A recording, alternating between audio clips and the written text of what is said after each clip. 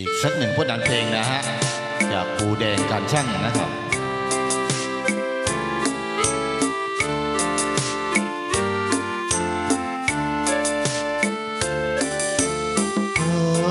เวียงพินคือเวียงสวรรค์สวยกว่าถ้อยคำเสกสรรที่พันละนาเพียบเพยแดนไหนเบื้องแสงบ่แม้นได้เลยเงานี้สูงหาต้อยเลยปล่อยเพลงงามนั้นได้นะหากใครแม้เที่ยวไปในเห็นสักคราเขาคงจะจำดิทาทิ้งอุราไม่เคยเสื่อมคลายโอ้เวียงพิงคือพิงสุดงามสวยอยู่มาเคยเสื่อมคลามจะงามซึ่งจะงอวายน้ำใสเย็นมองเห็นจนพื้นหาดทรายกระน้อยแต่ผูงกระจายอยู่ในตาราหน้าฟังช่างภาพฝัน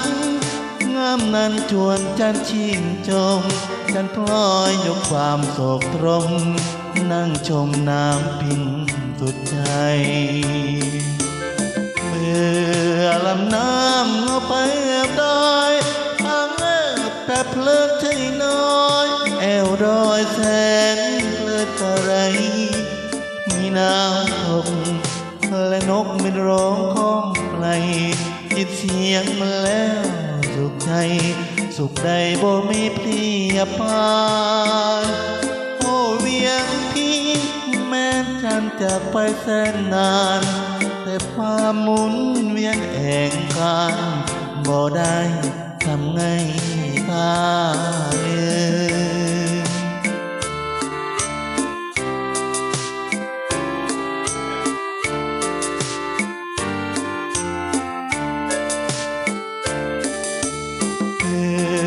ลำน้ำเอาไปแอบดอยปังประเพลินใจน้อยแอวดอยแสนเพลินกระไรมีน้ำทกและนกบินร้องก้องไกลยินเสียงมันแล้วสุขใจสุขใดบ่มีเปลี่ยนปานโอ้เวียงพิงแม้ฉันจากไปแสนนานแต่ป่าหมุนเวียนแห่งการรักให้ข้าลืม